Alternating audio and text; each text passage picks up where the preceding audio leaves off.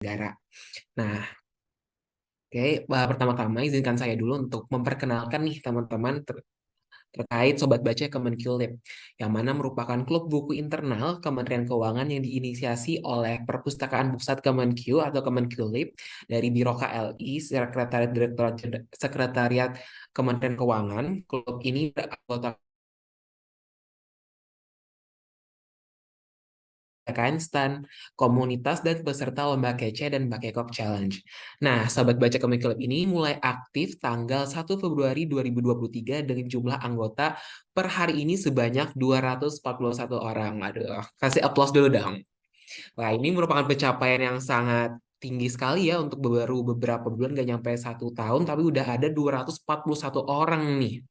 Nah, buat yang ingin join untuk pegawai Kementerian Keuangan, ISMV BLU, Sivitas Pakistan, komunitas pendaftaran dibuka awal bulan depan. Jadi, make sure untuk menandai supaya bisa bergabung dengan klub baca Kementerian Keuangan. Nah, untuk yang di luar bagaimana, Kak? Nah, untuk di luar itu hanya bisa menjadi member jika mengikuti lomba kece nih, periode terakhir mumpung masih dibuka sampai hari ini banget deadline-nya 29 September 2023 pukul 23.59 WIB. Jadi jangan dilewatkan kesempatan ini agar bisa bergabung dengan Sobat Baca Kemenkulib karena banyak banget acara menarik, apalagi dapat akses e-perpus gratis. Nah, Sobat Baca Kemenkulib ini mengagendakan kumpul rutin nih tiap hari Jumat dalam acara Ngobras alias ngobrol bareng Sobat Baca.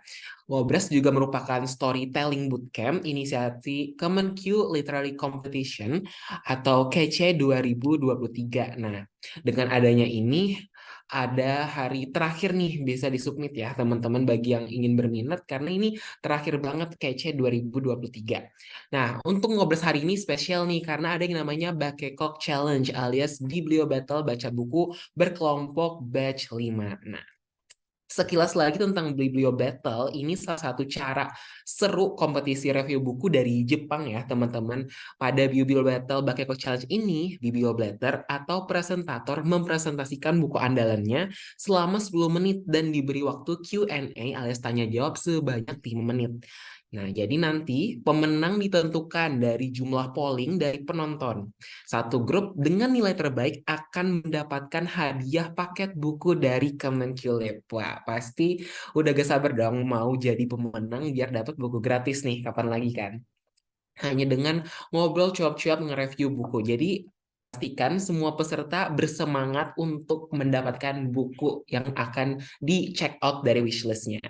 Nah, hari ini tuh ada 4 grup yang akan battle, yaitu grup 17 dengan buku Atomic Habit karya James Clear. Terus ada grup 18 dengan bukunya The Good Samaritan karya John Mars. Terus grup 19 dengan buku Tiba Sebelum Berangkat karya Faisal Oda. Dan grup 20 dengan buku Penaka karya Altami Endi. Nah, mungkin pasti beberapa buku di sini udah nggak asing dong bagi teman-teman semua. Ada Atomic Habit dan Pernahkah yang baru aja rilis tahun ini. Oke, mungkin tanpa berlama-lama lagi, kita langsung masuk nih ke Biblio Battle alias Bakekok Challenge-nya. Dari presentasi grup pertama, kita awali dari grup 17 dengan buku Atomic Habits karya James Clear. Presentatornya ada Kak Nur Ahmad Faizi yang beranggotakan Rizky Amelia, Kak Devi Mandasari, dan Kak Aulia Koiri Windari. Untuk waktu dan layar, disilakan. Oke, Bismillahirrahmanirrahim. Assalamualaikum warahmatullahi wabarakatuh. Oh ya, izin mengingatkan Oh waktunya ya, 10 menit untuk presentasi dan 5 menit untuk ya. tanya jawab ya. Good luck.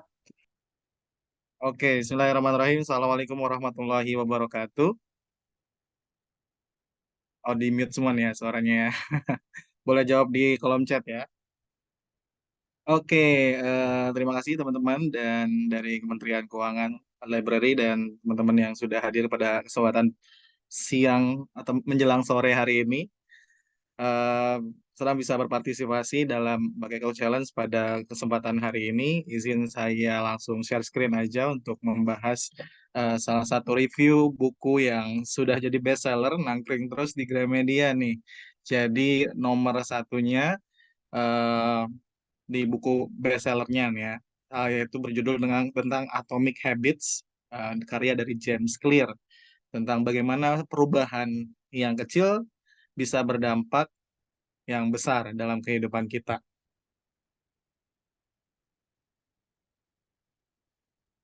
Oke, sebelumnya ya seperti biasa kita kenalan dulu ya. Karena kalau kata peribahasa tak kenal maka tak transfer gitu ya. Jadi kita kenalan dulu, siapa tahu nanti bisa transferan ya. Nama saya teman-teman Nur Ahmad Faizi, teman-teman bisa panggil saya Easy. Saya adalah seorang penulis dan trainer di bidang digital marketing. Lalu ada tim-tim saya di sini yang kebetulan memang sedang OTW hadir juga di kelas hari ini. Ada tim 17, halo.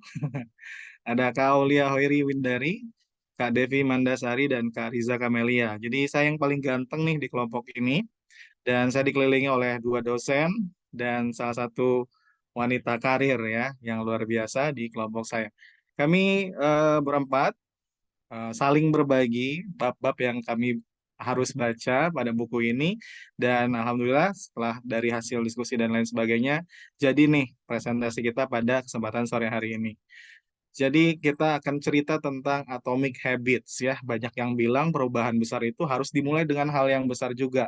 Kata siapa gitu ya? James Clear dengan bukunya Atomic Habits sudah bestseller di seluruh dunia, bahkan di Indonesia itu sendiri gitu mengatakan bahwa ternyata perubahan-perubahan yang besar itu justru akumulasi dari hal-hal yang kecil ya seperti apa-apa yang sudah kita jalani hari ini gitu ya itu merupakan kumpulan-kumpulan atau hasil dari hal-hal kecil yang kita lakukan setiap harinya ya.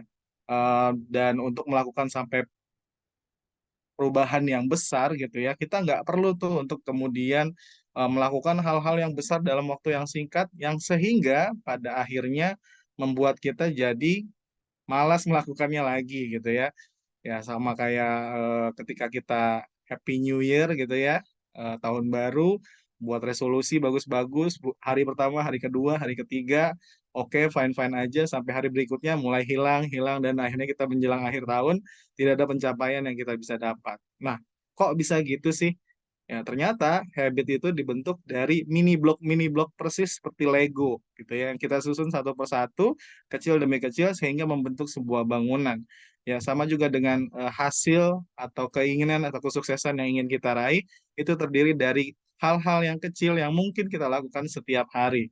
Mulai dari push up mungkin 2 kali sehari, terus kemudian makan makanan sehat mulai dari 1 buah sehari, dan lain sebagainya, contoh-contoh habit yang mungkin akan bisa kita lakukan ketika kita mulainya start small, mulai dari yang kecil banget. Ya, dan kalau teman-teman yang senang banget sama matematika, ini bisa banget dihitung dengan rumus yang based on logika aja nih.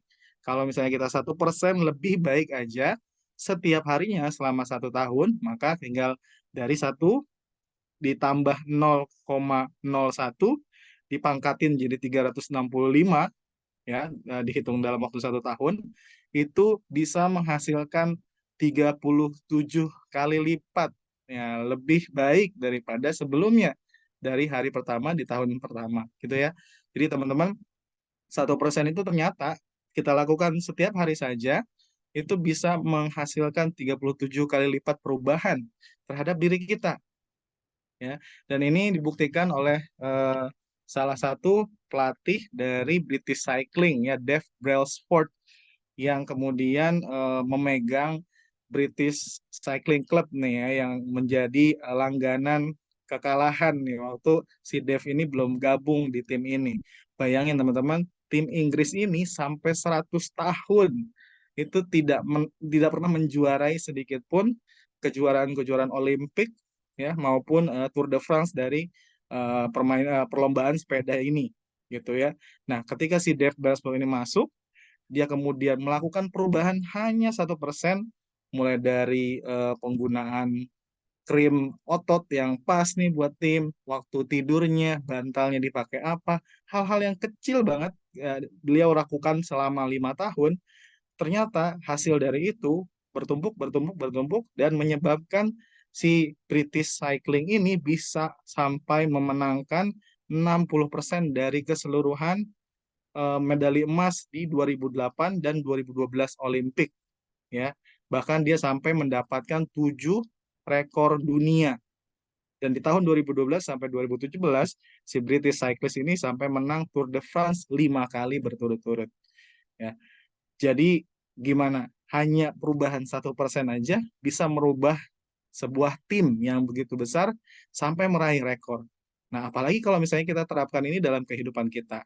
Yakin deh, setiap goal, harapan, target, dan tujuan dari kehidupan kita akan jauh lebih mudah untuk diraih. Percaya? Yuk kita buktikan aja. Oke, pertama mungkin kita coba pahami dulu nih, sebenarnya selama ini kebiasaan yang ingin kita bentuk itu kenapa sih bisa sampai gagal?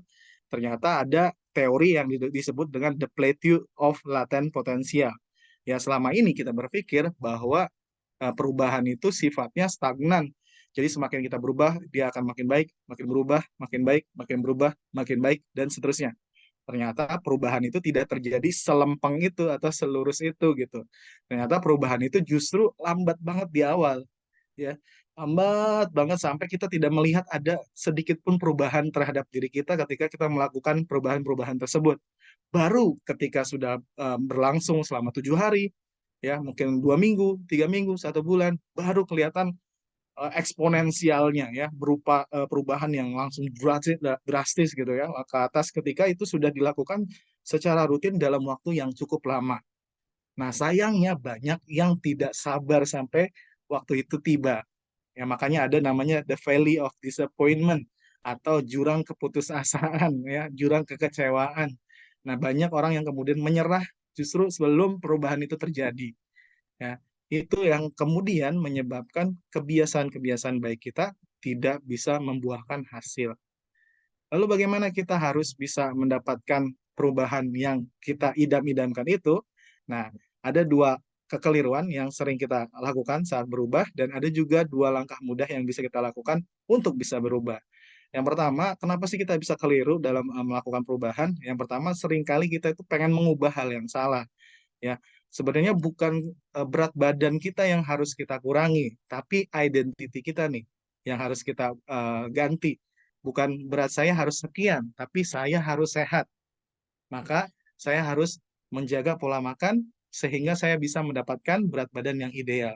Jadi yang diganti bukan hasil angka yang kita mau raih, tapi yang harus kita ganti adalah kita ini mau jadi seperti apa untuk bisa sampai seperti itu, ya. Dan kemudian caranya juga salah gitu ya. Cara yang sering kita gunakan adalah cara-cara yang sifatnya sementara atau cara-cara yang kita gunakan dalam jumlah yang cukup besar sehingga kita terlalu overwhelming, terlalu berat gitu ya untuk melakukannya. Sehingga yang ada terjadi kita sering putus asa sebelum sampai ke tujuan. Lalu gimana caranya biar bisa itu kita akomodir gitu ya, bisa kita lakukan dengan mudah? Di sini ada dua cara yang mudah kita lakukan. Yang pertama, kita harus tahu dulu nih, kita tuh kurus mau apa sih? Kita tuh mau olahraga tuh untuk apa sih? Kita makan bergizi itu untuk apa sih? Misalnya gitu ya. Kita mau mengurangi junk food tuh untuk apa sih? Gitu ya. Kebiasaan-kebiasaan yang mau kita bangun, kita harus putuskan identitas apa yang mau kita bangun. Ya, dibanding harus turut berat badan, kenapa nggak kita ganti identitas kita nih? Saya mau menjadi pria yang sehat. Saya menjadi wanita yang sehat. Nah, dengan identitas yang berganti, otomatis kita akan memutuskan makanan-makanan yang sehat aja nih yang boleh saya makan, olahraga aja nih yang harus saya lakukan, dan lain sebagainya. Otomatis nanti hasilnya, outcome-nya gitu ya, berat badan kita akan jadi lebih ideal, badan kita jadi lebih sehat, lebih enteng, ya, lebih berseri-seri setiap harinya. Dan selama itu berjalan, kita harus bentuk kemenangan-kemenangan kecil agar hasilnya itu kemudian kita bisa kecanduan gitu, kan kecanduan ya, lebih ke senang untuk melakukannya. Kenapa kemudian kita berat melakukan kebiasaan-kebiasaan kecil ini? Karena rewardnya kok jauh banget gitu kayaknya ya. Untuk bisa turun sampai 10 kilo kayak butuh 1 bulan, 2 bulan, 3 bulan, lama banget gitu. Sehingga kita jadi nggak sabar nih untuk bisa ngedapetin hasil itu gitu ya. Nah, makanya kita harus bikin kemenangan-kemenangan kecil. Oke, kita berhasil nih bisa 2 kali push up sehari.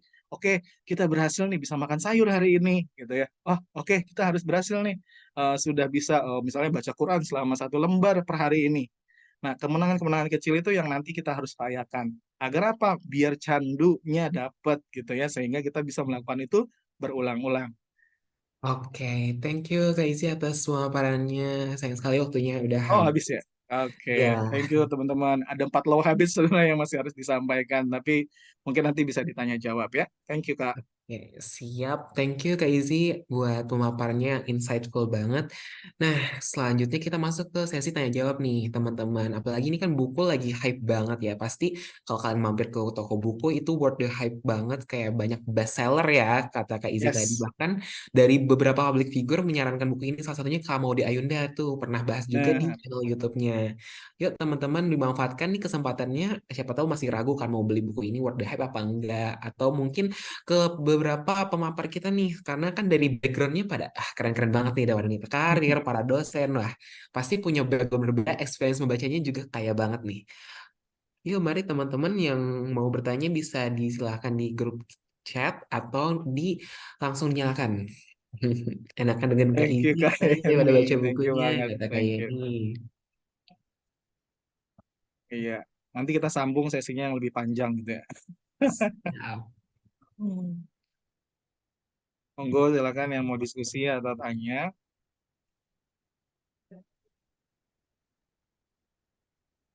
Kalau mau kita ceritain yang 4 cara apa namanya tadi membangun kebiasaan dengan mudah, ada 4 kaidah tuh yang harus dibahas. Tapi kayaknya nunggu ada yang nanya dulu nih, baru kita bahas ya.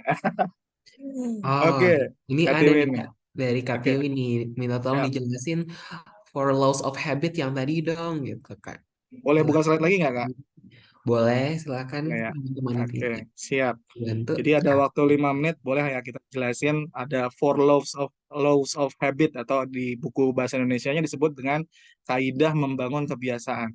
Jadi kebiasaan itu ada 4 langkah yang harus dilakukan. Pertama petunjuk, misalnya, wangi donat nih. Lalu kemudian kita muncullah si craving, ya craving ini untuk apa namanya gairah pengen makan donat nih gitu kan. Dan lalu kita respon, akhirnya kita makan donat dan kita dapat rewardnya, happy ketika makan donat, enak, kenyang gitu ya. Nah, dengan metode ini kita bisa menyiasati kebiasaan tersebut. Caranya gimana? Pertama, yang harus kita lakukan adalah ketika ingin membentuk kebiasaan harus make it obvious, harus kelihatan.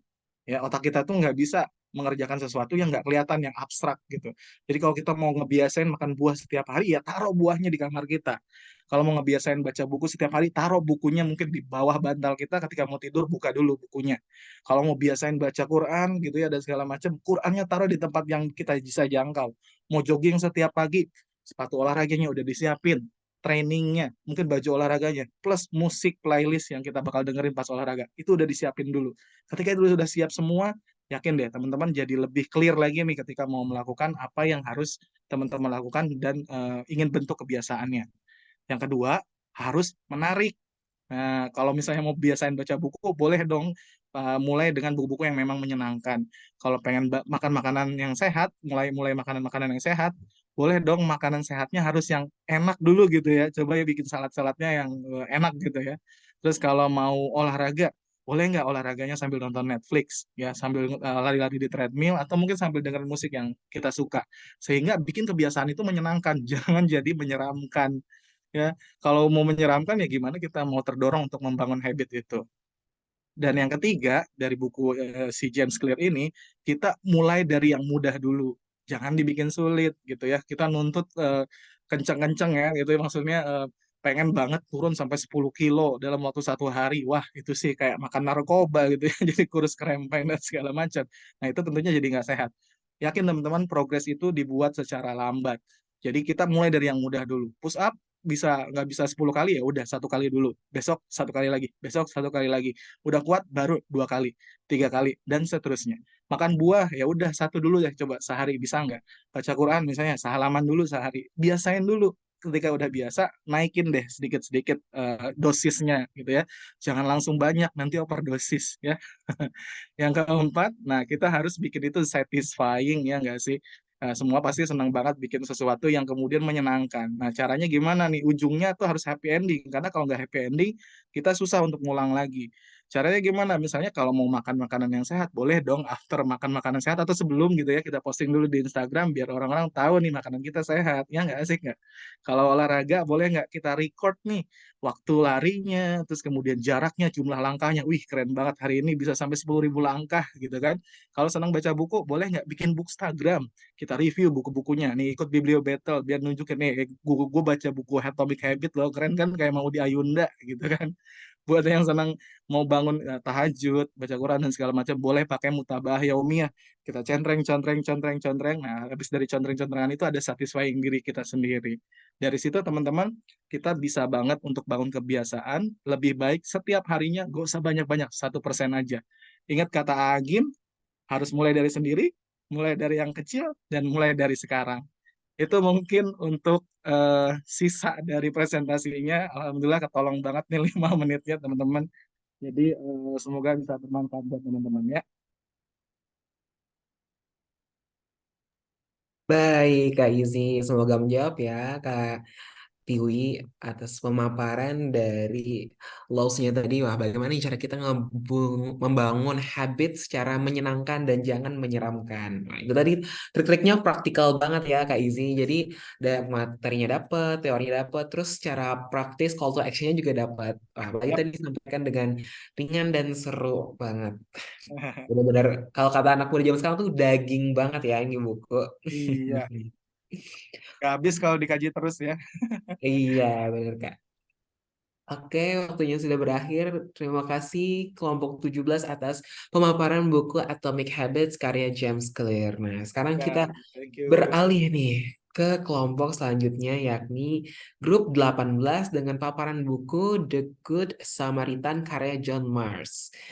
Presentatornya ada Kak Afia, anggotanya ada Kak Febedi Zarel Putri dan Kak Fadira Mutia Moreta. Waktu dan layar disilakan. Halo teman-teman, izin share screen dulu ya. Akan Kak.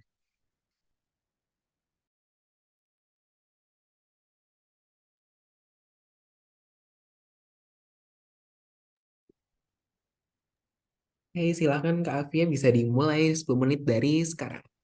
Oke, halo teman-teman, tadi udah bahas non-fiksi, sekarang kita masuk ke buku fiksi ya. Nah, di sini kami dari kelompok 18 akan mereview buku The Good Samaritan. Mungkin ada yang udah pernah baca, pernah dengar, atau pernah baca versi aslinya. Jadi, buku ini tuh buku terjemahan dari bahasa Inggris, diterjemahkan oleh Alex Media tahun 2021 kemarin, bergenre psychological thriller, ditulis oleh John Mars, jumlah halamannya itu hampir 400 halaman, ya lebih tepatnya 392. Salah satu alasan kenapa kami memilih buku ini itu karena mudah dijangkau dan mudah dibaca ya. Kemarin kita itu bacanya di digital, versi digitalnya itu kami baca di Gramedia Digital, tapi kemarin sempat ngecek di perpus kementerian ada juga. Tapi bagi kalian yang senang baca buku fisik, bisa kalian temukan di e-commerce atau toko buku terdekat kesayangan kalian. Nah, masuk ke plot overview atau sinopsis buku. Jadi, bagaimana sih ceritanya The Good Samaritan ini? Buku ini bercerita tentang Laura Morris, seorang konselor sukarelawan yang bekerja di End of the Line. End of the Line itu apa? Sebuah layanan telepon pencegahan bunuh diri, di mana para pekerjanya sebisa mungkin mengalihkan pikiran para penelpon untuk tidak bunuh diri. Bisa dengan menghibur mereka, memberikan saran ketika diminta, atau hanya ada di situ mendengarkan tanpa menghakimi. Tapi berbeda dengan teman-temannya, si Laura malah sebaliknya. Dia bekerja di situ dengan tekad menemukan orang-orang yang sudah sangat putus asa dan membujuk mereka untuk mengakhiri hidupnya. Nanti di bab selanjutnya akan ada dua sudut pandang tokoh lainnya. Salah satunya ada Ryan Smith, suami dari Charlotte, salah satu korban Laura. Nanti novel ini berfokus pada permainan manipulasi antara Ryan Laura yang penuh dengan kebohongan, adu trik manipulasi licik yang membuat kita emosi pembaca bergejolak. Sebelum masuk ke review POV bukunya, kita kenalan dulu dengan tokoh-tokohnya. Nah, ada Laura Morris, ibu 3 anak yang punya image perfect atau super mom di depan teman-temannya. Tapi siapa sangka, di balik itu semua, Laura adalah seorang manipulator handal. Karakternya itu punya trauma masa lalu yang membuatnya memandang realita tidak sesuai dengan kenyataan yang ada. Ada Ryan Smith, suami dari salah satu korban, yaitu Charlotte. Ia ingin membalaskan dendamnya karena dia percaya Laura adalah penyebab kematian istrinya. Ada Evie Morris, anak sulung dari Laura yang ternyata punya sifat licik seperti ibunya. Nanti rencana Evi yang membuat rencana Laura di akhir buku itu kita lihat tidak sesempurna yang dia pikir. Ada Tony Morris, suami dari Laura yang sudah tidak bahagia dengan pernikahannya, tapi tidak bisa meninggalkan ketiga anaknya karena sangat mencintai anak-anaknya, dan juga Laura memegang satu rahasia penting milik Tony. Ada Ned, seorang tunawisma yang sudah berteman dengan Laura sejak kecil, dan terakhir ada Charlotte Smith, istri dari Ryan, yang meninggal karena bunuh diri, dan juga dibantu hasil bujuk rayu Laura ketika Charlotte menelpon End of the Line ingin didengarkan. Masuk ke review buku. Nah, di buku ini ada 3 POV berbeda. Ada POV Laura, Ryan, dan Evie. Nah, buku dibuka dengan adegan Laura yang sedang menelpon dengan Charlotte, di mana Laura sedang membujuk Charlotte untuk mengakhiri hidupnya. Di sini kita sebagai pembaca ditelisik rasa penasarannya kenapa sih Laura mau aja mencari korban untuk mengakhiri hidupnya. Apakah dia punya dendam dengan korban-korbannya, dendam dengan Charlotte, atau karena dia punya trauma masa lalu yang tidak terselesaikan? Ada POV Rian juga. Nanti di sini kita akan melihat bagaimana Rian berduka kehilangan istrinya, bagaimana dia menyusun trik-trik licik untuk membalaskan dendamnya atas kematian istrinya. Terakhir ada POV Evi yang memegang titik kunci bagaimana akhir bukunya dan akhir kisah Laura di dalam buku. Selanjutnya kelebihan dan kelemahan buku akan dilanjutkan oleh teman saya, Kak Feby, dipersilahkan. Terima kasih untuk waktunya. Jadi teman-teman, kelemahan dari buku ini tuh triggering banget. Kenapa? Karena di setiap scene di dalam buku ini itu mengandung scene suicide, suicidal thoughts, mental illness, emotional abuse, dan gaslighting. Kenapa? Karena pemeran di dalam buku itu digambarkan dengan sangat gila, dan mereka itu punya kesehatan mental yang buruk. Salah satunya Laura, yaitu sosiopat yang mempunyai narsistik yang tinggi, tetapi dia itu tidak ingin dirinya dikenal dengan jahat, tetapi dia memperkenalkan dirinya dengan personal branding dan image yang sangat baik di depan teman-temannya. Dia adalah supermom, dan dia juga sering membantu teman-temannya begitu. Terus di dalam buku ini juga itu penuh dengan kalimat persuasif dan manipulatif. Kenapa? Karena saat Laura menjadi sukarelawan di End of the Line ini, dia itu mempengaruhi si penelpon dengan sangat halus, dengan caranya yang mulus, tetapi tanpa mengotori tangannya. Dan manipulatif dan persuasifnya ini tuh di dalam konteks bunuh diri ya teman-teman. Si Laura ini tuh mempengaruhi orang-orang penelpon yang mempunyai rasa keinginan mati itu lebih tinggi gitu. Boleh selanjutnya, Kak? Nah, kelebihan dari buku ini juga banyak. Terjemahannya itu halus banget dibaca, dan karakternya itu diceritainnya secara kompleks dan dibuat dengan cermat, ditulis dengan rapi gitu ya. Karena tiap-tiap pemerannya itu pasti punya rahasia dan motif terselubung dari diri mereka sendiri-sendiri. Juga buku ini tuh unggul banget dalam eksplorasi elemen misteri, karena pembaca itu pasti ikut menebak-nebak dan berasumsi apa sih yang akan terjadi ke depannya gitu. Juga mengingatkan pembaca untuk memberi value pada kehidupan. Boleh selanjutnya, Kak? Nah, moral value dari buku ini sendiri tuh yang salah satunya paling penting banget adalah berempati. Kenapa? Karena berempati tuh kita tuh harus mempunyai rasa empati yang tinggi terhadap sesama kita ya teman-teman. Tapi di buku ini tuh si Laura ini kan jahat, dia narsistik dan sosiopat. Dia itu sama sekali nggak memikirkan perasaan orang lain, perasaan orang-orang yang dilukainya gitu. Terus End of the Line sendiri sama The Good Samaritan ini tuh kan sebenarnya visi dan misinya itu untuk membantu orang dan menyelamatkan orang-orang, tetapi yang dia lakukan adalah sebaliknya. Kemudian sebelum berbicara atau bertindak, kita itu harus memikirkan dengan matang-matang apa sih konsekuensi yang akan kita dapatkan ke depannya. Kemudian satu kebohongan itu akan mengantarkan ke kebohongan lain teman-teman. Karena kita nggak mungkin banget satu kali bohong, terus kita selanjutnya nggak bohong lagi. Karena apa? Kalau kita sekali bohong dan ketahuan, kita pasti bakalan punya rasa malu dan takut untuk dikucilkan gitu ya. Kemudian balas dendam ini bukan cara yang baik untuk menyelesaikan masalah. Kenapa? Karena itu nyata, teman-teman.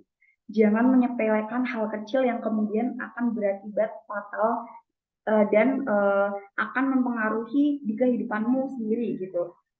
Terus juga kita tuh harus selalu waspada kepada siapa kita berhubungan, karena di buku ini sendiri tuh hubungan antara Laura dan Evie Morris ini kan sebenarnya ikatan darahnya tuh kuat banget ya, tetapi mereka itu bisa saling mempengaruhi di dalam konteks yang buruk dan saling dendam satu sama lain gitu.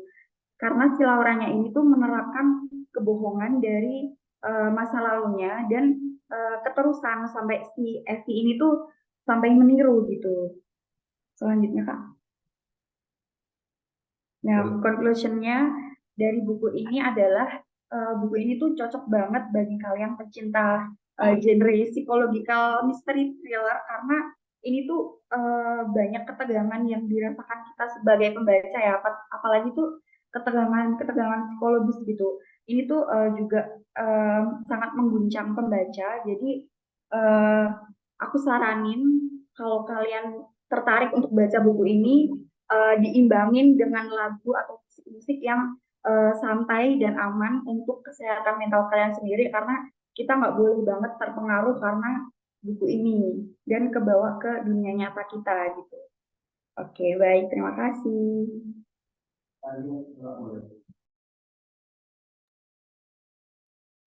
Baik, terima kasih grup 18. Wah, kayak ini menarik banget ya The Good Samaritan. Aku jadi kayak mau baca nih dan jadi teringat juga sama salah satu buku yang dari Kazigi namanya San Francisco. Dia kayak tokoh utamanya tuh kerja di suicide prevention line. Jadi kayak orang-orang yang mau bunuh diri atau kehilangan harapan hidup tuh pada nelpon dia. Nah, ini keinget tapi versi thrillernya gitu ya Kak ini. Kayaknya dari penokohan, terus dari cara kakak-kakak tadi menceritakan itu tuh benar-benar komprehensif banget dari kelebihan, kelemahan sampai penokohannya pun dibahas semua di sini. Wah, rugi banget sih kalau teman-teman di sini gak mau nanya nih dari buku The Good Samaritan ini. Baik. Nah, sekarang waktunya untuk sesi tanya jawab bagi teman-teman. Apakah ada yang mau bertanya bisa raise hand atau langsung chat di kolom komentar ya. Oke, ada nih dari Kak Vita Rahmat nih. Kak, menurut grup 18 kesimpulannya Laura ini penderita NPD atau psikopat ya? Serem banget katanya.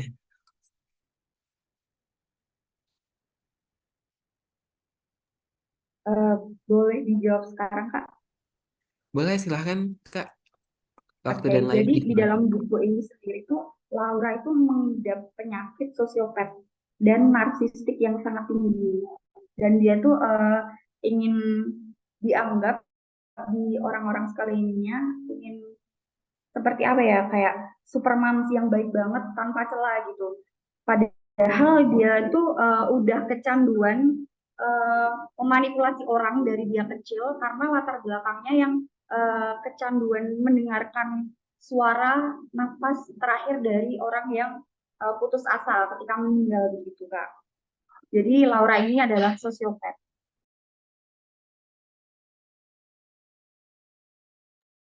Oke, thank you Kak. Selanjutnya, apa ada teman-teman sobat baca lain yang mau ditanyakan? Ini premis ceritanya menarik banget nih dan jarang ditemuin ya di Indonesia, kayak jarang banget ada novel kayak gini walaupun terjemahan. Menurut aku ini segar banget idenya. Lagi bagi kalian yang pecinta misteri thriller tadi ya Kak.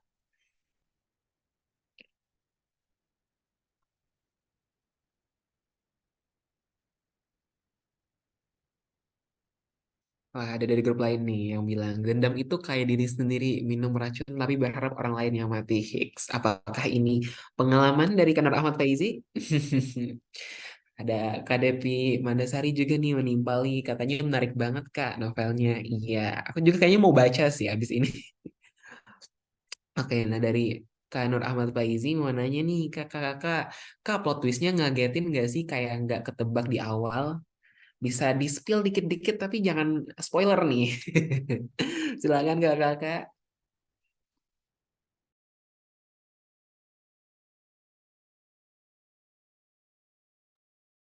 Kalau aku sendiri sih iya, ngagetin soalnya kayak identitas tokohnya yang kita kira dia itu seperti ini ternyata tidak, atau tokoh ini ternyata perannya seperti ini ternyata tidak. Takutnya tuh spoiler kalau dijelasin lebih jauh. Tapi lebih ke identitas tokohnya yang tidak sesuai sama sikapnya yang tidak seperti dia tunjukin di depan gitu lah.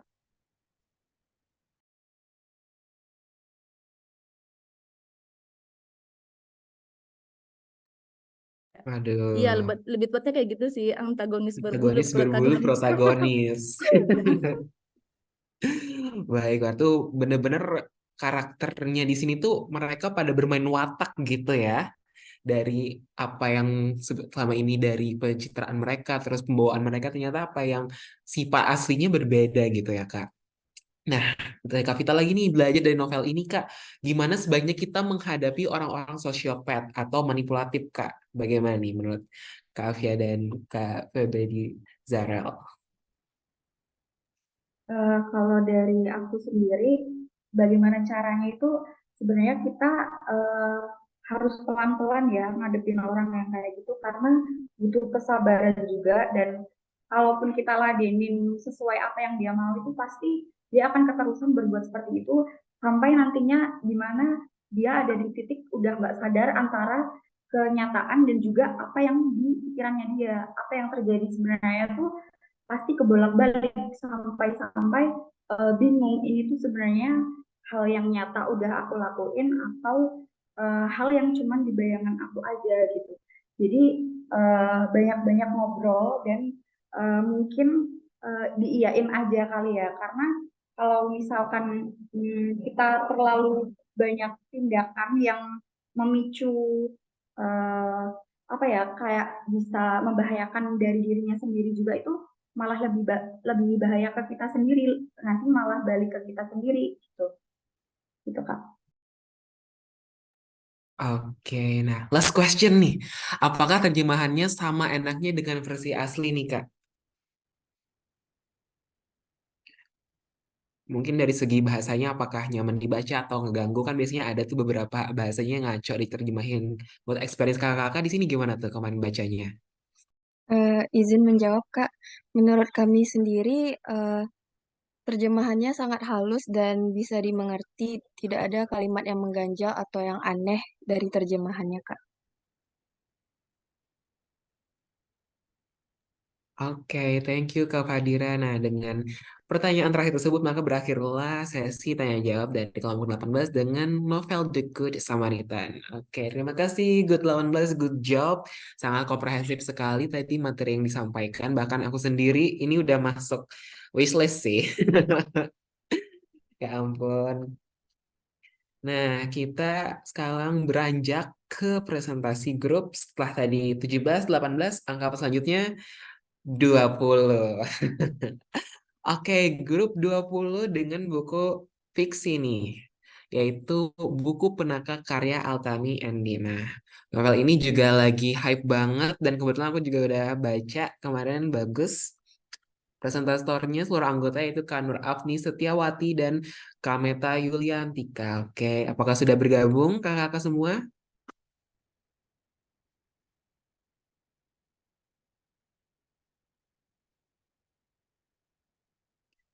Halo Kanur Afni dan Kameta, apa sudah siap Kak? Maaf Kak, ini dari kelompok Kak 20. Rahmadita. Ini beda yang dipanggil Kak. Oh, sorry. Dari grup 20 ya? Oke, sorry. Kak Ramadita, Kak Yundari, sama Kak Septin ya? Oke, baik. Apakah sudah siap kakak?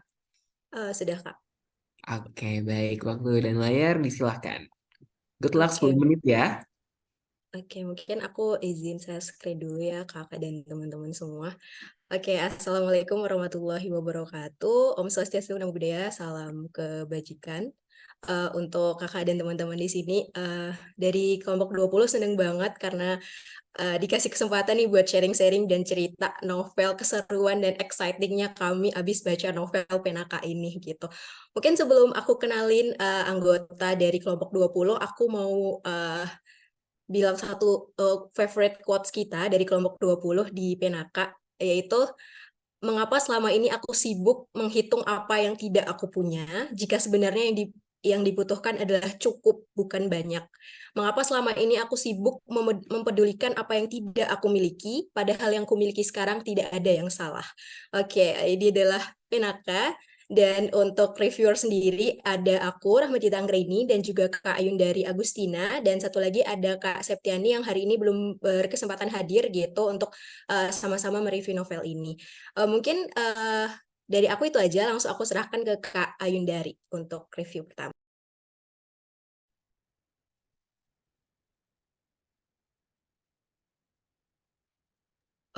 Maaf Kak, suaranya nggak kedengaran.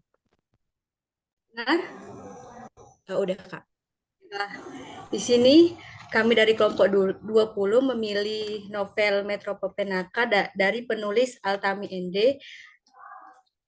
Penulis ini telah melahirkan beberapa karya, salah satunya di tahun kemarin Metropol Penaka.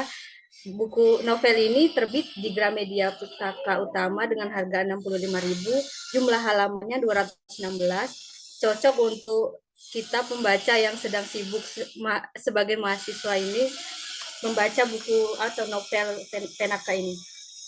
Novel ini bisa didapat di toko fisik, di toko Gramedia, atau di digital, di Gramedia digital, seperti itu.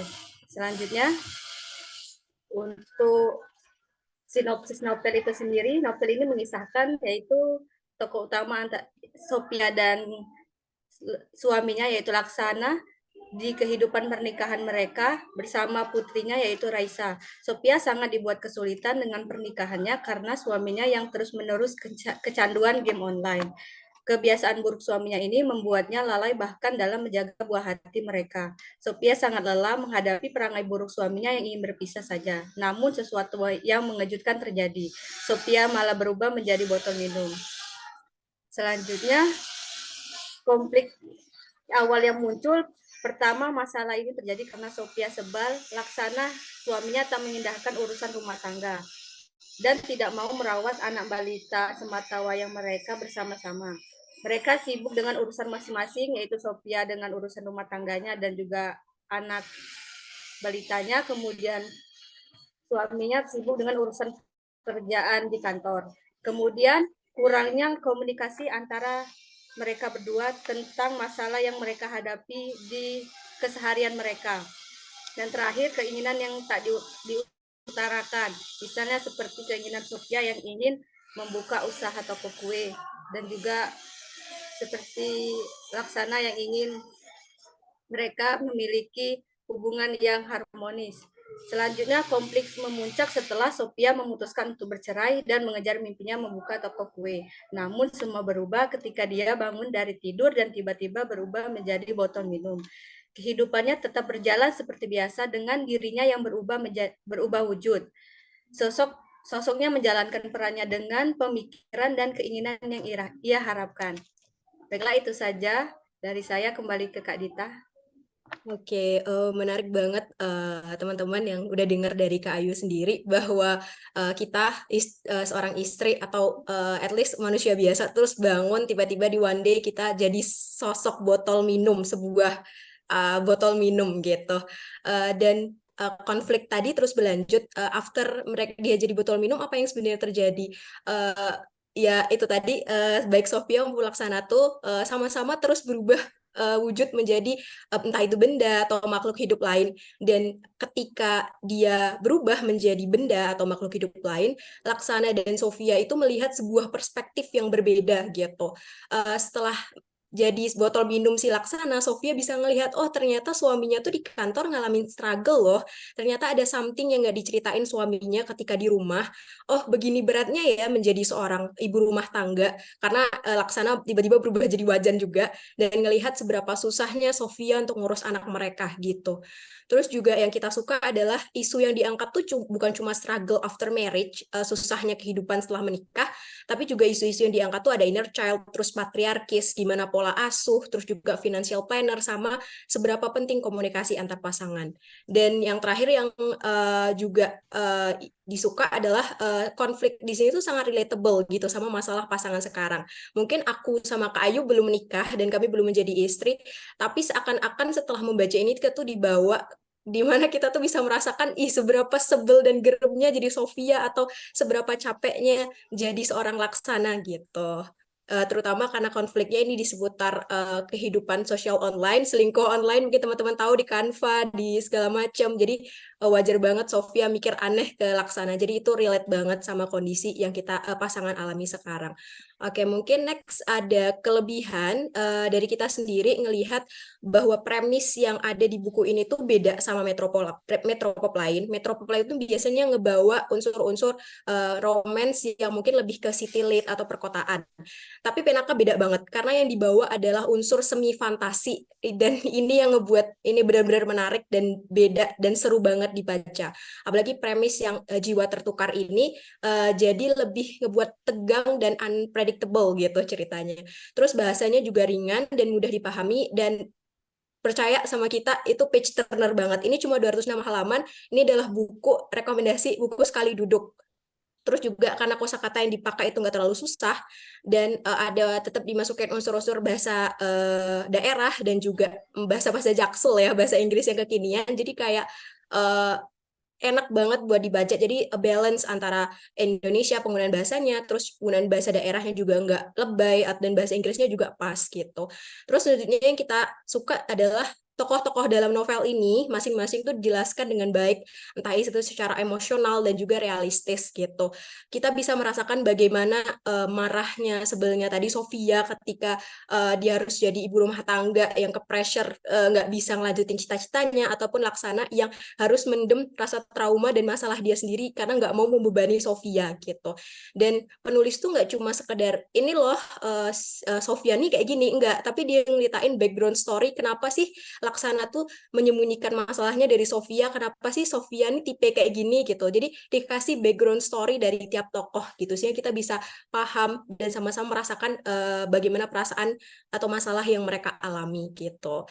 Terus tadi juga udah kita sempat notice adalah novel ini tuh ngangkat isu-isu yang relatable banget gitu. Kita sering banget lihat di yang viral di Twitter gimana struggle-nya seorang ibu yang harus jadi IRT dan memutuskan cita-cita atau karirnya, dan apalagi Sofia ini ibu yang masih muda gitu dan harus dituntut gitu. Ini udah punya anak satu, harus punya anak dua, mana anak ketiga gitu dan sebagainya. Belum lagi ditambah harus menyematkan keluarga harmonis, keluarga cemara, keluarga tuh kalau baik harus kayak gini, keluarga yang harmonis tuh harus kayak gini. Jadi itu ada pressure sendiri baik pada Laksana atau Sofia yang relatable banget. Oke, selanjutnya kekurangan. Mungkin kekurangan dari buku ini yang kita lihat nggak terlalu banyak ya, karena emang kita suka banget sama buku ini. Mungkin yang kekurangan yang bisa kita lihat adalah ketika masa Sofia itu berganti jiwa atau berganti tubuh atau juga si Laksana, itu nggak terlalu mengejutkan lagi, nggak ada unsur mengagetkannya lagi. Jadi kayak udah ketebak, oh setelah ini tuh dia bakal ganti wujud, walaupun kita nggak tahu wujudnya apa. Tapi karena ada itu lebih ke kayak nggak kaget lagi gitu. Dan karena ini Metropop mungkin nggak plot twistnya tuh nggak nggak bakal seheboh thriller atau horor atau dan lain sebagainya. Jadi kalau di terakhir emang ada a little bit plot twist yang kayak oh ini kayaknya kalau ada buku lanjutan mungkin bisa gitu karena alasan berubah wujudnya itu terungkap di akhir gitu. Tapi kurang sih untuk unsur plot twist. Jadi buat teman-teman yang mencari buku-buku yang ada plot twist menghebohkannya mungkin Penaka kurang cocok gitu. Mungkin itu aja yang bisa aku sama Kak Ayu sampaikan. Semoga teman-teman abis ini langsung download di Gramedia Digital atau check out mungkin yang udah punya wishlist lama buat baca Penaka gitu. Terus bisa ngerasain gimana serunya Penaka bareng kita kelompok 20. Thank you. Aku kembalikan Kak. Wah, thank you nih Kak buat pemaparannya yang segar banget. Apalagi novel ini benar-benar jarang ya ditemui yang kayak dekat terus unsur fantasinya dapat. Jadi bangun tidurku terus mandi, bukan. Ini bangun tidurku jadi botol minum. Benar-benar menarik banget ya teman-teman. Sok atau kalau ada yang mau ditanyakan terkait novel ini bisa banget nih. Oke, mungkin ada nih beberapa ya. Aku baca dari Kak Agus Wisnu nih. Fantasinya absurd banget ya. Happy ending atau catastrophe nih. Arti penaka apa? Mungkin bisa di-spill nih tipis-tipis nih Kak. Mungkin gimana Kak Ayu, aku atau Kak Ayu nih? Gue yang jawab. Boleh Kak Ayu, Kak? Kita aja.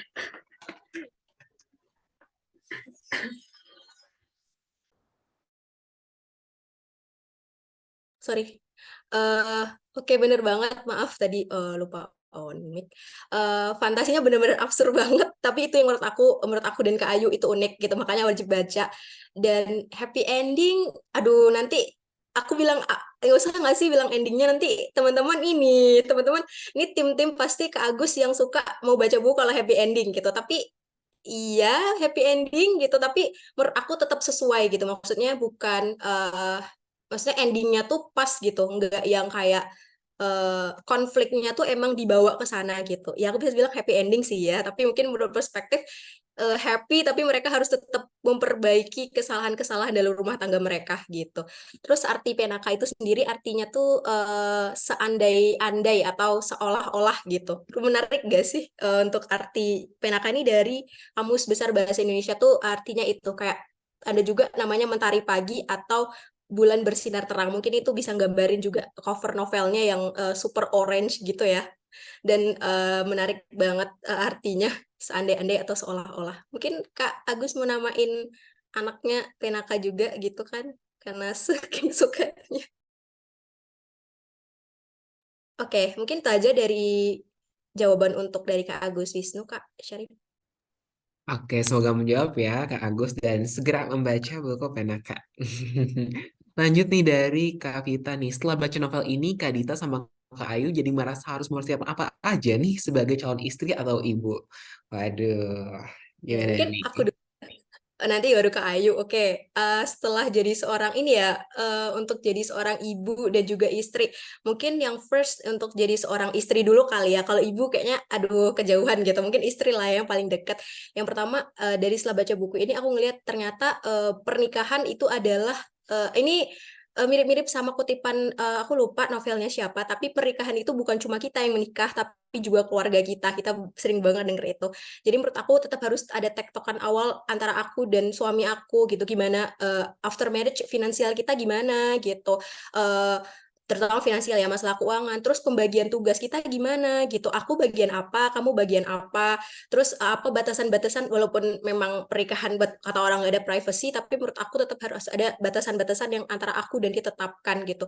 Ada bahkan sampai sekarang ada perjanjian sebelum menikah, mungkin teman-teman tahu. Menurut aku itu juga penting karena menikah adalah janji yang kita bawa sampai mati, dan karena itu sebagai calon istri ya menurut aku sebelum menikah ada satu hal yang harus kita setujui bersama. Sedangkan kalau jadi seorang ibu ya itu tetap sama. Menurut aku yang ngasuh anak itu bukan cuma ibu, bukan cuma seorang perempuan, walaupun kita tahu madrasah pertama adalah ibu, tapi menurut aku ayah, sosok suami itu penting banget karena kita semua teman tahu Indonesia adalah salah satu negara yang tinggi fatherless-nya. Jadi menurut aku penting banget untuk punya kesepakatan antara aku dan suami aku dan bagaimana cara mengurus anak aku ke depannya gitu. Mungkin boleh lanjut ke Ayu.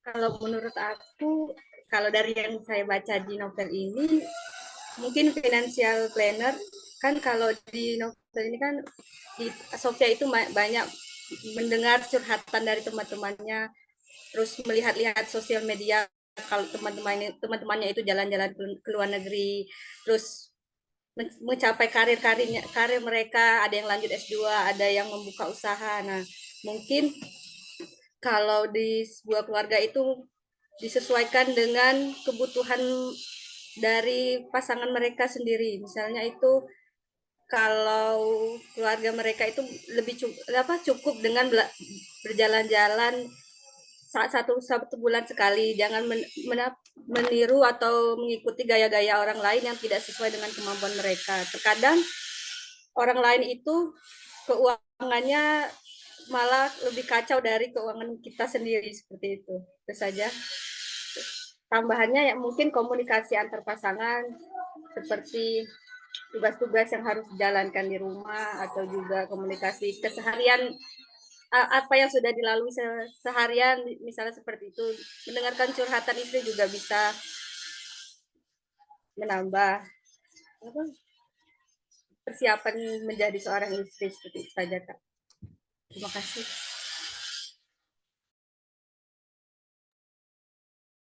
Oke, mungkin itu aja Kak. Sebagai penutup sebelum 8 detik adalah setiap keluarga punya arti bahagianya masing-masing. Jadi jangan samakan arti kebahagiaan dari setiap perbedaan keluarga gitu. Thank you.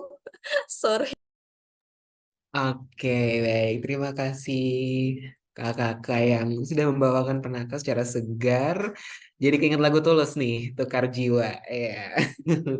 Semoga tadi pertanyaannya terjawab semua ya, teman-teman sobat baca. Baik, kita beralih nih ke buku terakhir, yaitu Tiba Sebelum Berangkat, karya Faisal Odang yang akan dibawakan oleh Grup 19.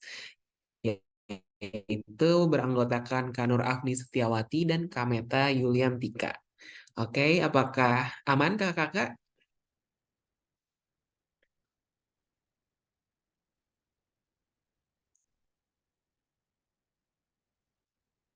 Kanur Afni dan Kameta?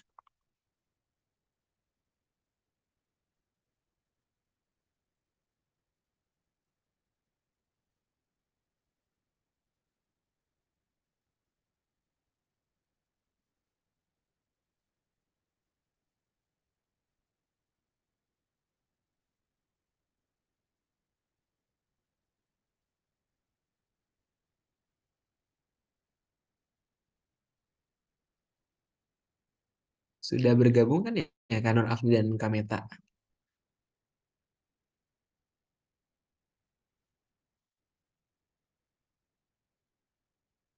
Apa ada kendala ya?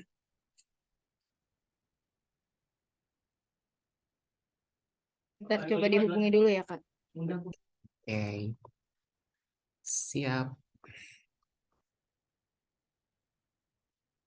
Sembari menunggu, mungkin bagi teman-teman jangan lupa untuk presensi ya di kolom chat dan untuk juga mengingatkan kembali nih hari ini kan lomba kece periode terakhir, yaitu lomba review buku 3 sampai 7 menit dan dapat hadiah sampai up to 15 juta. Wah, kapan lagi nih? Ya kan modal ngomong-ngomong review buku cuap-cuap membicarakan apa yang kita sukai, dapat selain buku gratis dapat uang tunai juga, ya kan?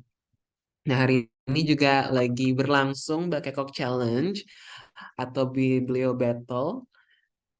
Oh, apakah sudah bergabung? Belum ya. Jadi hari ini batch yang kelima ya kakak-kakak semua.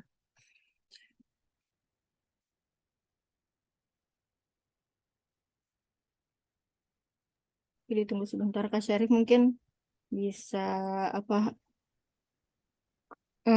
Kak Nurafninya sedang bersiap-siap, Kak Syarif mungkin yang presentasi donasi buku dulu aja, Kak. Oh, oke, baik.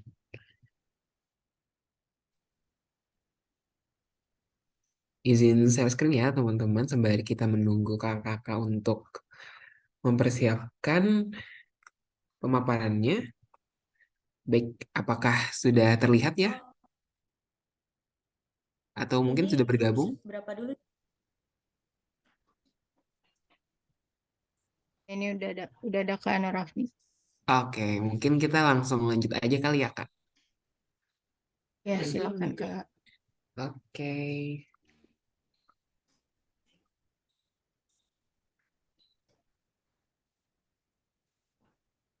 Mungkin mau cek sound dulu Kak? Atau mau langsung presentasi?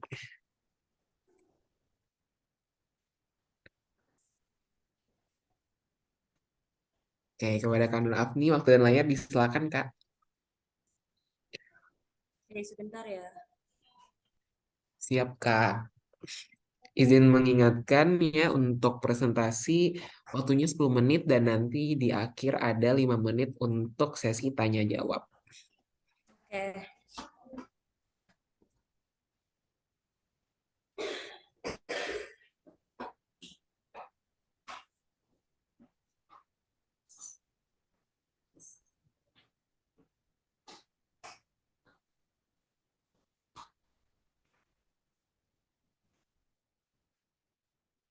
Oke, apakah share screen saya sudah terlihat?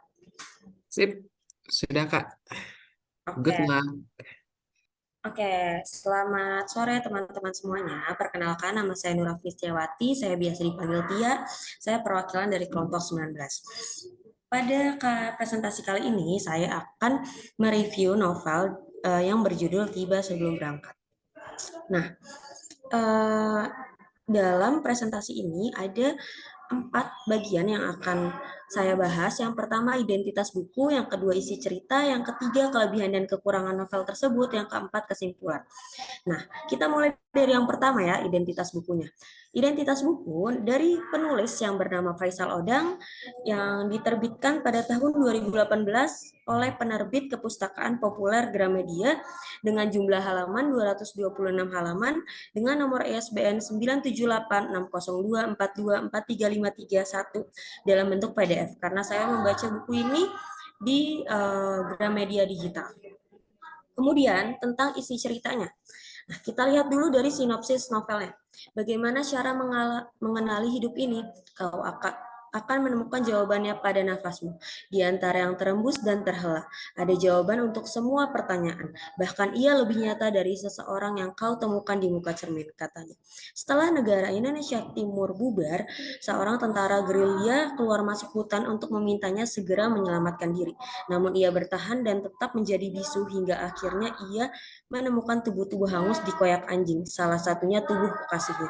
Kisah yang terbentang dari tahun 1950 sampai ketika Anda membacanya saat ini. Pengkhianatan, air mata, penyiksaan, dendam, kematian, amarah, dan cerita cinta yang muram dikisahkan oleh seseorang yang sedang berada di ruang penyekapan. Seseorang yang menunggu satu persatu anggota tubuhnya ditanggalkan sebelum dijual. Nah, isi ceritanya, cerita ini diawali dengan penyiksaan terhadap Mapata, yang seorang mantan bisu, di ruang penyekapan oleh Alibaba dan anak buahnya Sumiharjo, yang mana mereka ini adalah sindikat perdagangan organ tubuh yang mengatasnamakan agama dan negara. Mapata mengalami penyiksaan yang luar biasa sadis sampai harus kehilangan lidahnya dan terpaksa memberikan pengakuan melalui tulisan. Melalui tulisan-tulisannya, kita akan diajak kembali ke masa silam, masa di mana Sulawesi mengalami pergolakan dengan adanya pemberontakan DITII. Bagaimana perjalanan hidup Mapata sampai menjadi Toboto, pendamping bisu sekaligus bisu dalam sekejap hingga perjalanan hidupnya bertemu Batari dan mempunyai seorang anak. Isi cerita ini sangat menarik perhatian saya sebagai pembaca karena di dalam novel tersebut ada tulisan-tulisan dari Mapata, di mana tulisan penulis dan tulisan Mapata ini sangat berbeda. Padahal kalau dilihat kita membaca dari penulis yang sama gitu. Nah, untuk kelebihan dan kekurangannya, kita mulai dari kelebihannya ya. Dari tema yang diambil, isu yang diangkat dalam novel ini sangat menarik karena ini novel tentang historik fiksi sejarah di mana mengambil latar antara tema tentang tentara gerilya itu yang tadi sama si yang Sulawesi itu. Jadi kita ambil konflik antara Jawa sama Sulawesi. Terus di situ juga kita bisa tahu masyarakat Bugis deh kalau nggak salah. Di situ kita bisa tahu kalau masyarakat Bugis punya 5 gender, ada perempuan, terus laki-laki, terus perempuan yang menyerupai laki-laki, terus laki-laki yang menyerupai perempuan, sama bisu. Nah, bisu ini gendernya netral. Nah, itu menurut saya sangat amat menarik. Terus untuk penokohan, tokoh utama sangat berkesan. Nah, tokoh utama di novel ini namanya Mapata. Dia menurut saya sangat amat pintar dari caranya menulis, caranya mendeskripsikan, sampai cara dia mengingat semua yang diceritakan oleh bisunya. Karena kan dia sempat jadi itu Toboto tuh, pendamping bisu. Terus begitupun tokoh-tokoh pendamping lainnya di sini ada bisu yang didampingi oleh Mapata, terus pacarnya si bisu itu, terus si Batari sama anaknya sama si Alibaba. Alibaba cukup ngeselin sih. Terus kalau latarnya itu penggambaran latar yang dituliskan oleh penulis sangat amat jelas dan detail, apalagi setiap detail lokasi penyekapannya, dari baunya, terus dari suasananya, hawanya, itu digambarin secara jelas di latarnya. Terus untuk kekurangannya, itu menurut saya ada di tata bahasa. Mungkin saya memang kurang mengenali istilah-istilah di sejarah. Jadi ada beberapa istilah yang tidak familiar di saya sampai saya harus baca berulang kali. Terus kalau untuk penokohan ini dari teman saya ada yang bilang tentang ketidakjelasan dari salah satu tokoh yakni Batari. Batari ini yang nantinya akan jadi istri dari Mapata gitu. Terus terakhir, kita udah masuk di terakhir, itu di kesimpulannya. Kesimpulannya tidak hanya mengangkat soal kebudayaan Bugis, ada sisi sejarah yang juga diangkat oleh buku ini, sehingga buku ini sangat layak dibaca. Sisi sejarahnya itu yang konflik antara Jawa dan Sulawesi. Oke, sekiranya itu presentasi dari saya. Terima kasih atas perhatiannya. Mungkin, apakah ada pertanyaan?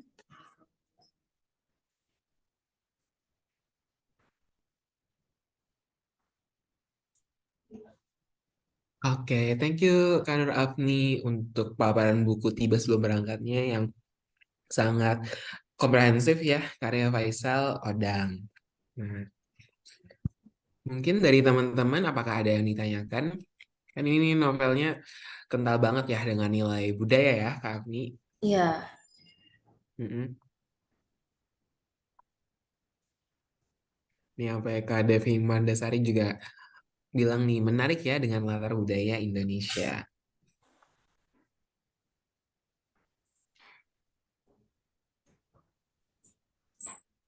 Oke, ini masih ada 3 menit sih Kak untuk paparan. Mungkin ini aja kali ya Kak. Bisa diceritain nggak sih Kak experience membacanya gitu? Apakah kan tadi Kakak bilang ada beberapa kendala ya, terutama ada istilah-istilah yang kiranya kurang familiar. Nah itu tuh ngeganggu nggak sih Kak? Atau mungkin justru membuka wawasan Kakak nih, oh ternyata ada nambah pengetahuan atau mungkin ngerasa kesulitan gitu Kak saat membacanya.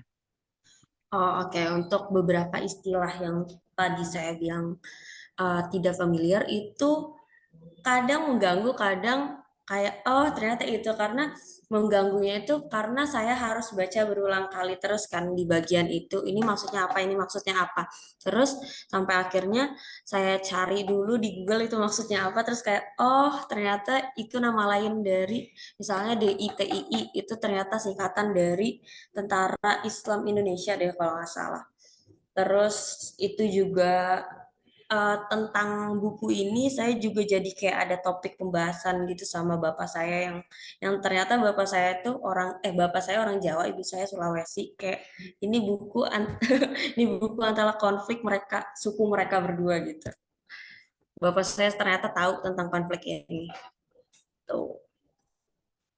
Itu sih sekiranya, apakah sudah menjawab? Wah, berarti dekat banget ya ternyata novel ini Kak bagi Kakak personal bahkan keluarga Ya, Kakak sendiri ya. ya, Menarik, menarik.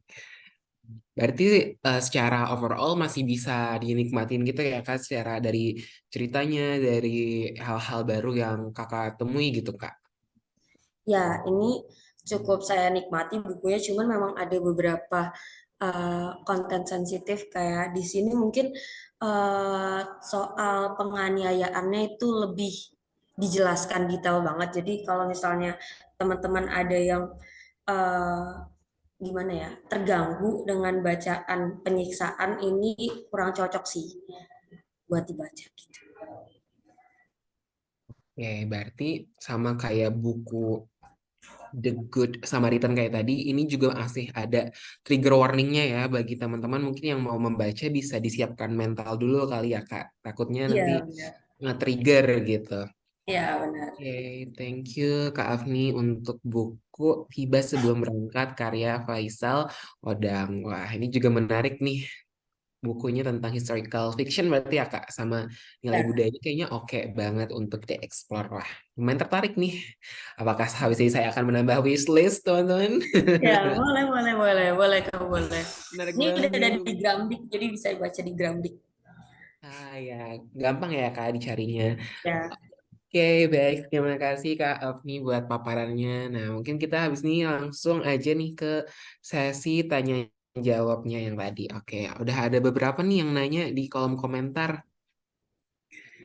Nah, dari Kak Febedi Zarel dulu ya. Apakah topik tentang 5 gender ini dijelaskan di novelnya, Kak? Kalau tentang 5 gender itu saya nggak dijelaskan detail, cuman disebutin doang. Kalau misalnya di Bugis itu ada 5 gender. Di sini lebih membahas soal kehidupan si bisu sih. Ternyata di novel ini bisunya itu nggak nggak sesuci itu. Ini di sini ada bisu yang ternyata memanfaatkan eh, apa tuh namanya? Memanfaatkan memanfaatkan dirinya yang sebagai bisu untuk memuaskan seksualnya atau untuk korupsi gitulah, cerita korupsi gitu. Konfliknya di sini bisunya itu nggak sesuci ini sih. Tapi ada juga bisu-bisu lain yang diceritain kalau beneran jadi bisu yang baik. Tapi bisu yang di sini, bisu yang tobotonya, bisu yang didampingi oleh si Mapata itu licik menurut saya. Karena dia korupsi juga, terus dia memanfaatkan wewenangnya sebagai bisu untuk memuaskan seksualnya gitu. Apakah menjawab?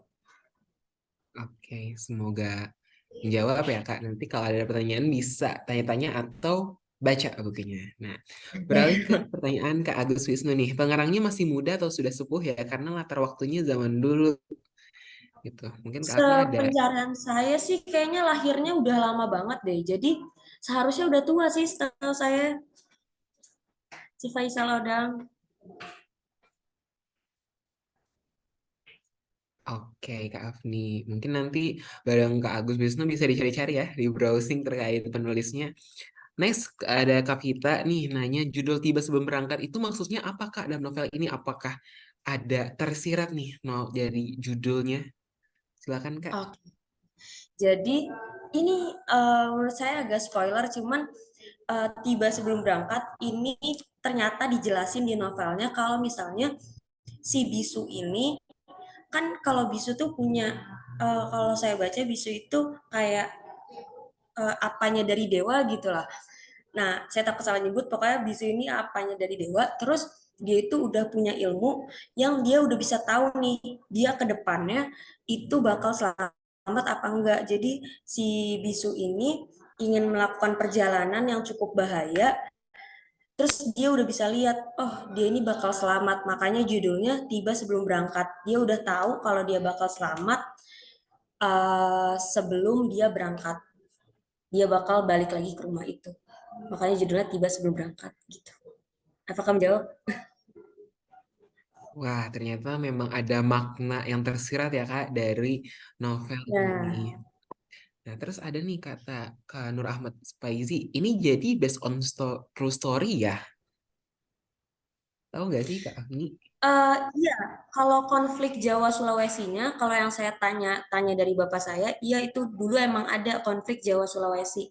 Jadi kalau bapak saya itu dulu orang dulu itu ngiranya konflik Jawa Sulawesi ini karena tentang tahta gitu sih. Jadi si tentara Sulawesi itu marah karena ini kalau yang dari bapak saya ya, bukan dari buku, itu tentara Sulawesi itu marah karena yang jadi TNI itu cuman orang-orang Jawa, sedangkan yang orang-orang Sulawesi itu yang nggak jadi tentara, nggak diangkat buat jadi tentara nasional. Makanya ada konflik antara DI TII tadi sama tentara Jawa itu yang aslinya kayak gitu. Oke Kak Afni. Nah, ada lagi nih Kak Ayundari mau nanya, apakah yang di luar Pulau Jawa dan Sulawesi bisa relate dengan isu atau cerita pada novel ini Kak? eh, eh, seharusnya relate sih, soalnya ini lebih ke lebih Indonesia. Terus kita tuh bisa di buku ini lebih banyak tentang ngebahas tentang bisu, perjalanan si bisu. Apalagi perjalanan si Mapata yang dia disekap sama orang-orang Islam itu. Saya kesal sih di sini, orang Islam itu kayak jahat banget, ngebawa-bawa agama, bilang kalau si Mapata ini menyalahi aturan agama, karena si Mapata ini kan bilang gendernya netral ya, padahal kalau di gender Islam itu cuma ada pria sama wanita, padahal kalau di Bugis gender tuh ada 5. Jadi seharusnya relate karena di sini ada juga kebudayaan Bugisnya. Gitu. Aku menjawab. Oke, pas banget nih dengan pertanyaan terakhir tersebut, maka telah berakhir juga nih sesi Bucket Cock Challenge kita pada hari ini. Nah, selanjutnya nih yaitu pemberian polling nih teman-teman. Tadi kan udah ada 4 kelompok ya, dari ada bukunya Atomic Habit dari James Clear, terus ada buku The Good Samaritan karya John Mars, terus ada buku Penaka karya Kak Altani Endi, dan juga Tiba Sebelum Berangkat karya Kak Faisal Odang. Nah, ini kan bukunya menarik semua, terus pada segar, ada non-fiksi, ada fiksi, dan masing-masing punya premis yang menjanjikan. Jadi silahkan kepada para penonton gitu, para sobat baca untuk memilih idola dan jagoan pada hari ini untuk menjadi pemenang dari Bakekok Challenge by Nah, Celita. bisa nggak? Kita berikan waktu Kamu bisa? 3 menit Oke. ya untuk memilih pemenangnya. Mungkin teman panitia bisa menyediakan pollingnya ya. Nah, sudah muncul nih. Grup manakah yang menjadi favoritmu? Make sure ya, pilih yang kiranya kalian merasa terpanggil. Kalian ngerasa ini menarik banget. Atau mungkin ada buku yang ternyata itu tuh favorit kalian, best read, dan ada dibahas. Yuk, silahkan suarakan untuk 3 menit ke depan. Nah, sembari menunggu teman-teman kita, izinkan saya untuk menyampaikan 2 hal yang sangat penting juga nih, gak kalah. Apakah share screen saya terlihat ya, teman-teman? Kelihatan, Kak. Oke, jadi ada 2 poin. Yang pertama itu ada open book donation. Jadi buat kalian-kalian nih yang punya buku banyak banget, udah kebaca, walaupun lebih banyak belinya nih, ya kan dibanding bacanya, bisa banget nih buat kalian-kalian yang punya masalah, aduh kok makin banyak ya buku numpuk, atau udah nggak spark joy lagi kata Maria Kondo. Nah, bisa memberikan donasi untuk Kemenkilip. Jadi buku yang kami terima ini hanya buku original, baru atau bekas dengan kondisi layak baca ya. Bisa itu buku fiksi, non-fiksi, ensiklopedia, buku anak, buku teori, dan diktat sejenisnya. Nah, ada juga nih yang tidak menerimanya, itu buku bajakan, tentu saja teman-teman, kitab suci, kamus atau paduan ujian, majalah buletin brosur, komik dewasa, buku pelajaran sekolah, buku diktat kuliah selain ekonomi, akuntansi, keuangan, pajak, dan sejenisnya. Jadi ini bisa diperhatikan ya teman-teman untuk rule of the game-nya. Nah, terus ada juga yang namanya Lopsiny. Nah, kumpulkan 1 bintang setiap 5 buku selain buku anak dan komik, dan 1 bintang setiap 10 buku khusus buku anak dan komik yang didonasikan dan memenuhi syarat dan ketentuan. Wah, berarti ini dengan kita mendonasikan ada bintang nih yang dapat, kan kayak ala-ala kita belanja kan, ada kupon gitu, terus ada dapat rewardnya ya, reward lah ibaratnya. Dapatkan 1 buku baru sesuai wishlist, maksimal harga 100.000 setiap 5 bintang yang sudah dikumpulkan. Wah, ternyata dengan kita menyumbangkan itu tidak hanya membantu kita untuk lebih lega dari buku-buku kita yang kiranya belum kebaca atau udah kebaca dan tidak dimanfaatkan lagi. Ini bisa loh ternyata kita tukar untuk mendapatkan buku baru nih teman-teman. Wah, kesempatan yang luar biasa kan. Kita donate, terus kita dapat buku baru. Nah, untuk donasi ini bisa kalian kunjungi ke tautan bit.ly/book donation Kemenkulip dengan alamat pengiriman di Perpustakaan Kementerian Keuangan, Gedung Juanda 1, lantai mezanin di Jalan Dr. Wahidin Raya nomor 1 Jakarta Pusat. Nah, untuk info lebih lanjut bisa hubungin Kak Vita di nomor di bawah ini ya. Buku-buku akan kami salurkan ke perpustakaan GKN atau Kanwil yang membutuhkan dan member klub buku Sobat Baca Kemenkulip. Jadi buat kalian yang bertanya nih, wah ini buku nanti jangan-jangan dijual kembali. Enggak dong, karena akan kami salurkan kembali ke perpustakaan-perpustakaan lain. Jadi perputarannya lumayan udah oke, lumayan jelas, dan bisa bermanfaat bagi teman-teman yang mungkin lebih membutuhkan bacaan dari teman-teman yang ada di sini. Nah, baik. Itu tadi sekilas tentang open book donation. More info bisa hubungi Kak Vita. Nah, yang ini nih. Last call banget, last change. KC 2023 batch 5, yaitu Kemenkulip Literasi Competition mempersembahkan 7-minute book vlog for self-upscaling terbuka untuk umum. Deadline-nya hari ini banget, teman-teman. Jumat 29 September 2023 pukul 23.59 WIB nanti malam. Link pendaftarannya tertaut di bawah ini, bit.ly/lomba vlog kece 2023. Nah, apa aja sih hadiahnya? Nah, hadiah pemenang kece babak pengisihan itu ada voucher dari Gramedia sebesar 500.000. Wah, sertifikat elektronik dengan 500.000 ini dimanfaatkan banget. Ini baru pemenang kece dari babak penyisihan loh. Udah dapat segini, lumayan banget kan. Udah bisa ngecoret banyak wishlist nih teman-teman. Nah, lalu kalau masuk grand final gimana tuh, Kak? Nah, ada lagi selain sertifikat elektronik juga voucher belanja. Juara 1 senilai 3.500.000, juara 2 2.500.000, juara 3 senilai 1.500.000, dan juara favorit senilai 500.000. Wah, ini banyak banget dong. Kayak bisa-bisa udah 1 tahun nggak beli buku langsung dirapel ya teman-teman. Semuanya dibeli dengan kupon sebanyak ini udah bisa ngecoret banyak banget wishlist secara gratis hanya dengan modal 3-7 menit aja nih nge-review buku apa yang kalian suka, terus bagaimana pandangan kalian, perspektif kalian untuk nge-review buku, bisa dapat hadiah yang wow banget ini. Nah, ada lagi nih untuk bonus seluruh peserta kece. Nah, bagi kalian yang ikut dan jangan berkecil hati. Karena apa? Karena mendapat akses akun Everpus Kemenq dan juga member Sobat Baca Kemenkulip. Bagi yang nggak tahu, itu apa sih Kak Everpus? Jadi ini sejenis kayak Gramedia digital, tapi versi gratis yang di-provide sama Kementerian Keuangan.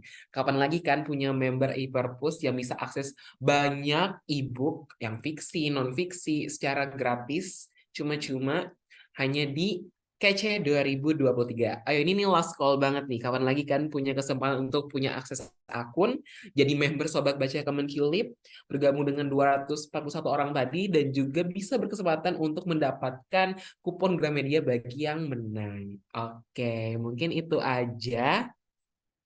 Teman panitia, apakah udah ada nih pemenangnya? Wah, udah nih. Sudah.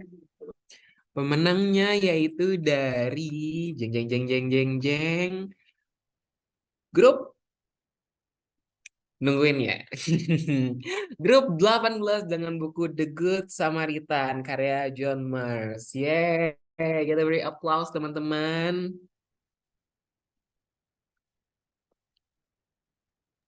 Terima kasih kakak-kakak yang sudah memilih kelompok 18.